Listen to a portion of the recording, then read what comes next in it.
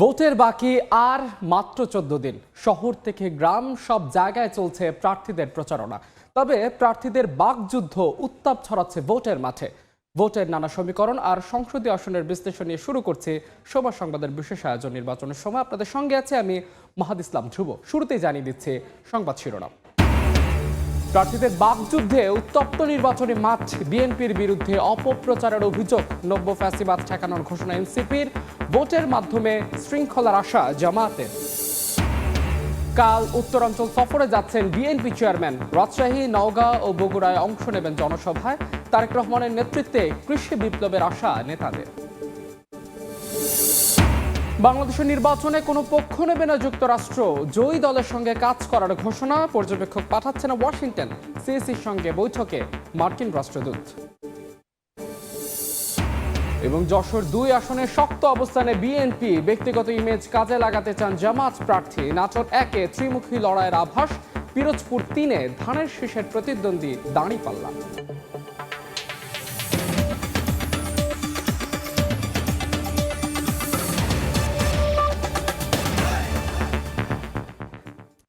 নির্বাচনের সময় আমরা দেশের বিভিন্ন সংসদীয় আসন নিয়ে আলোচনা করে থাকি। আজকেও আমরা বেশ কিছু আসন নিয়ে আলোচনা করব। তবে শুরুতেই আজকের দিনের আলোচিত সংবাদগুলো কি সেগুলো একটু জানাতে চাই। সরগরম রয়েছে নির্বাচনী মাঠ এবং এর মধ্যেই যেহেতু তারেক রহমান তার নির্বাচনী জনসভা চলমান রেখেছেন এবং তার আওতাভুক্ত কাল উত্তরাঞ্চল সফরে যাচ্ছেন বিএনপির চেয়ারম্যান তারেক রহমান।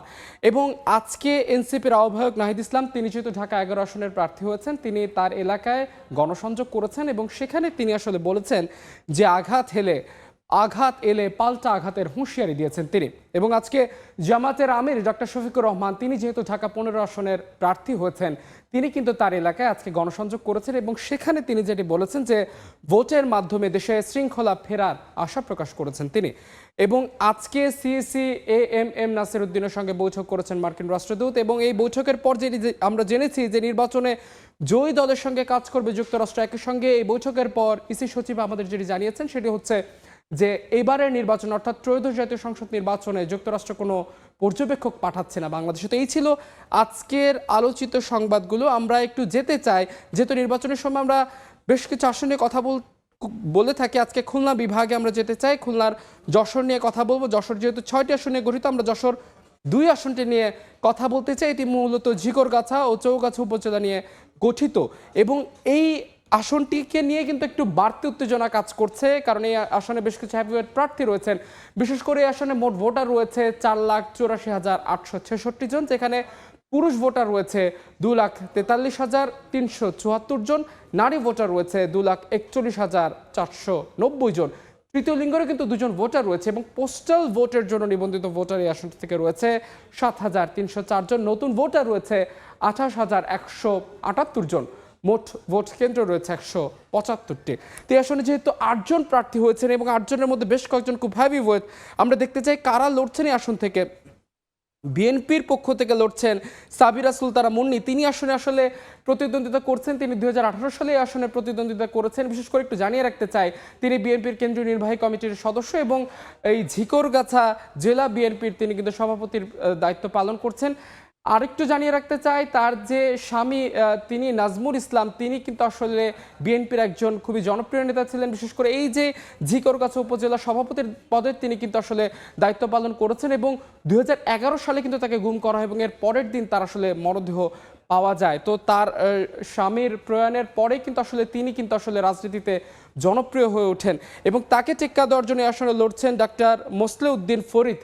ডাক্তার মোসলেউদ্দিন ফরিদ একজন পেশার চিকিৎসক এবং তিনি কিন্তু আসলে ছাত্র শিবিরের রাজনীতির সঙ্গে সংশ্লিষ্ট ছিলেন। তিনি ঢাকা মেডিকেল কলেজ ছাত্র শিবিরের সভাপতির পদে দায়িত্ব পালন করেছেন এবং একটু জানতে চাই, তার এই প্রার্থিতা নিয়ে কিন্তু এক ধরনের আসলে বেশ কিছু আলোচনা সৃষ্টি হয়েছিল। বিশেষ করে তার প্রার্থিতা কিন্তু আসলে বৈধ ঘোষণা করা হয়নি। পরে আপিলের মাধ্যমে কিন্তু তার এই প্রার্থিতা বৈধ ঘোষণা করা হয়। আসলে ইমরান খান লড়ছেন মই প্রতীকে। ইমরান খানের বিষয়টি জানাতে চাই, তিনি বৈষম্য বিরোধী ছাত্র আন্দোলনের সমন্বয়ক হিসেবে দায়িত্ব পালন করেছেন এবং সে অঞ্চলে কিন্তু তিনি ব্যাপক জনপ্রিয় হয়ে উঠেছেন এই বৈষম্য বিরোধী ছাত্র আন্দোলনের মধ্য দিয়ে।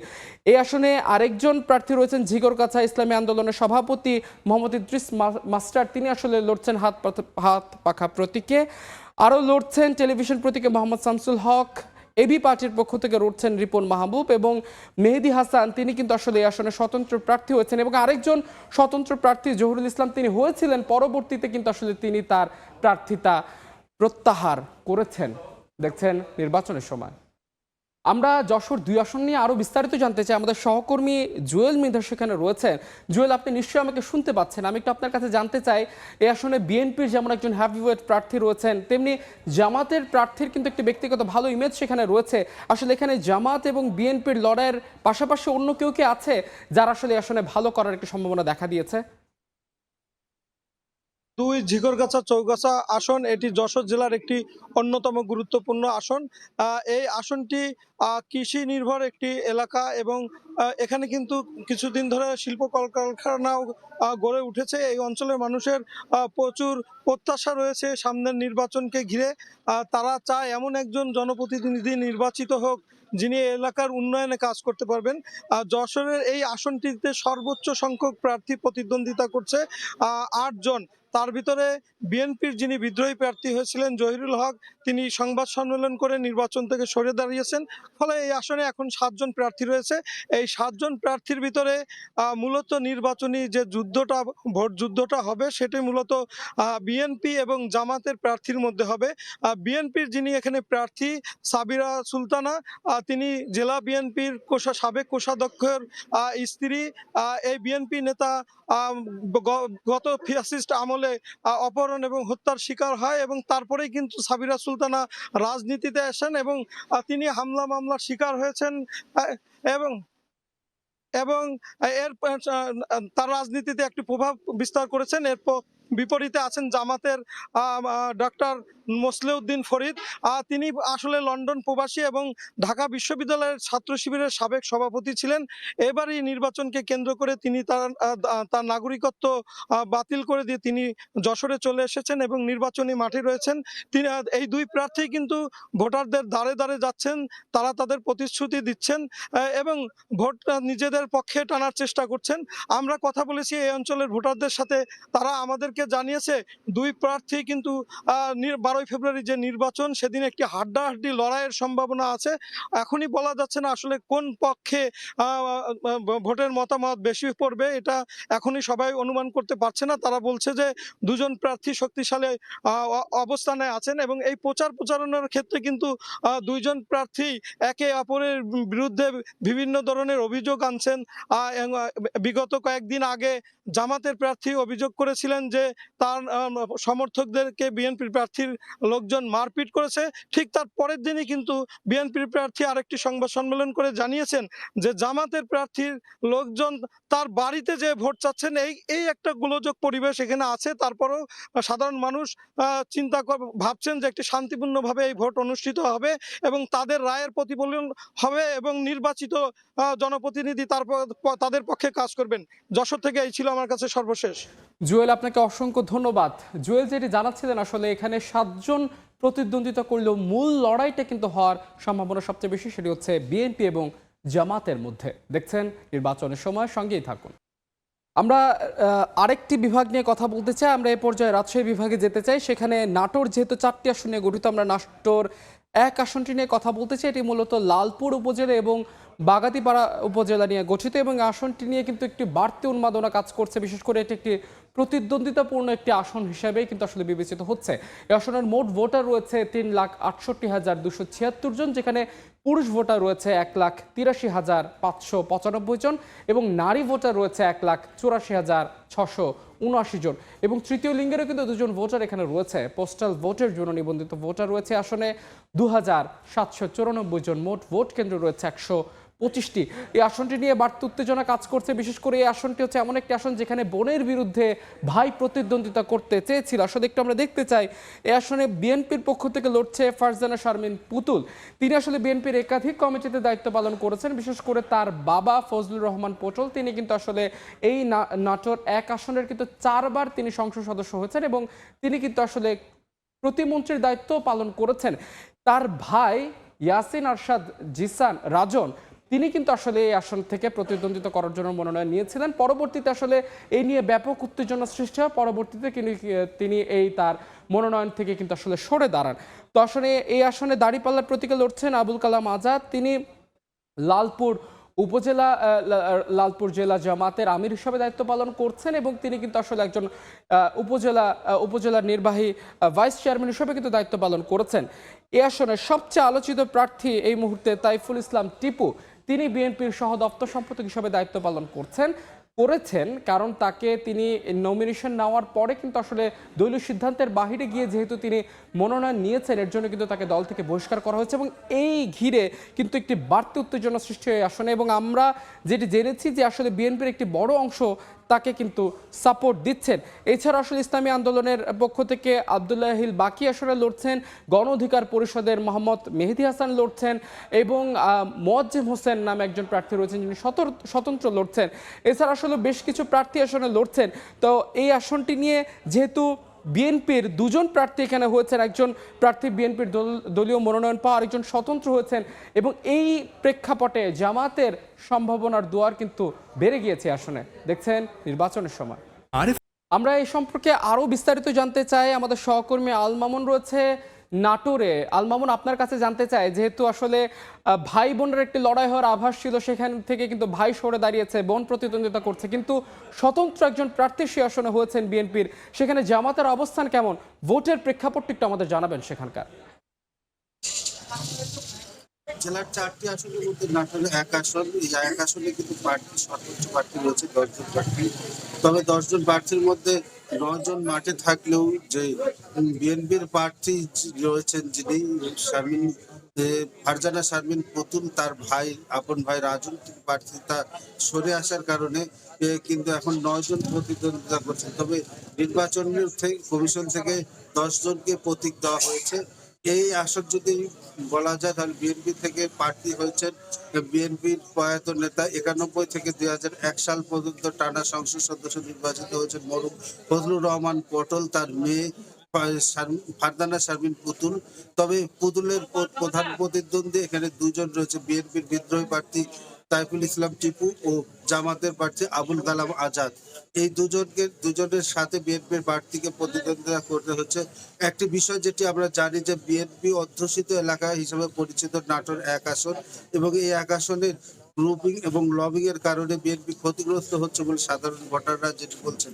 তবে 9 প্রার্থী ভোটারদের কাছে ছুটলেও এই 3 প্রার্থী বিভিন্ন বিষয়ে ভোটারদেরকে তাদের উন্নয়ন এবং তাদের প্রতিশ্রুতি দিচ্ছেন যে তারা বিভিন্ন উন্নয়ন কর্মকাণ্ড করবেন। তবে একটি বিষয় ভোটাররা যেটি বলছেন, পদ্মা চর এলাকা লালপুর এবং কৃষিভিত্তিক যে বাগাতিপাড়া উপজেলা, এই 2টি উপজেলার ভোটাররা যেটি মূল বিষয় চাচ্ছেন কর্মসংস্থান। এই আসনের একমাত্র একটি বৃহত্তর শিল্প রয়েছে, সেটি হচ্ছে 1933 সালে স্থাপিত নর্থ বেঙ্গল চিনি কল। এছাড়া বড় ধরনের শিল্প কারখানা না থাকায় কিন্তু উন্নয়ন সেটি হয়নি। এছাড়া পদ্মা ভাঙ্গন সহ যে নানা সমস্যা রয়েছে সেই সমস্যাগুলো সমাধানের আশ্বাস যেটি চাচ্ছে। তবে একটি বিষয় যে বেসরকারি পর্যায়ে এই আসনে একটি বিশ্ববিদ্যালয় হলেও আর বাকি অন্য বিষয়গুলো বড় ধরনের শিক্ষা ব্যবস্থা কিন্তু এখানে গড়ে ওঠেনি। তবে ভোটাররা যেটি চাচ্ছেন তাদের কর্মসংস্থান এবং এলাকার উন্নয়ন, সেই বিষয়গুলো নিয়ে বড় জোর দিচ্ছেন। বিগত 18 সাল থেকে এই আসনটিতে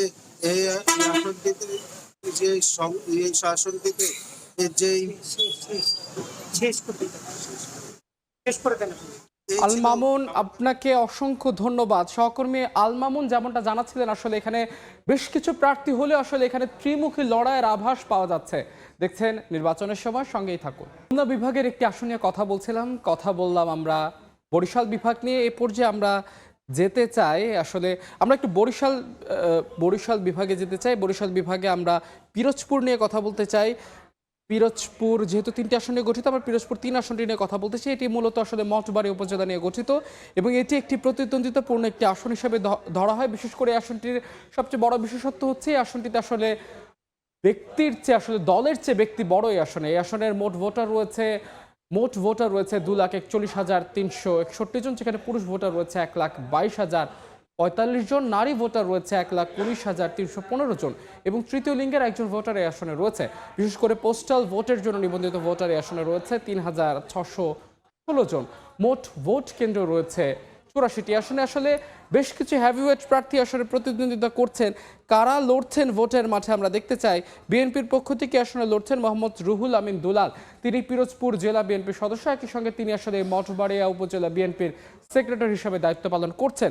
তাকে টেক্কা দেওয়ার জন্য আসনে শাপলাকলি প্রতীকে লড়ছেন এই এনসিপির জেলার যুগ্ম আহ্বায়ক শামীম হামিদি। তিনি লড়ছেন ইসলামী আন্দোলন বাংলাদেশের সদস্য, তিনি হাত পাকের প্রতীকে লড়ছেন রুস্তম আলী ফরাজি এবং এবি পার্টির পক্ষ থেকে একজন প্রতিদ্বন্দ্বিতা করছেন মাশরেকুল আজম রবি এবং এছাড়া আসলে আসনে লড়ছেন ফুটবল প্রতীকে তৌহিদুজ্জামান, তিনি স্বতন্ত্র প্রতিদ্বন্দ্বিতা করছেন। এছাড়াও লড়ছেন করিম শিকদার।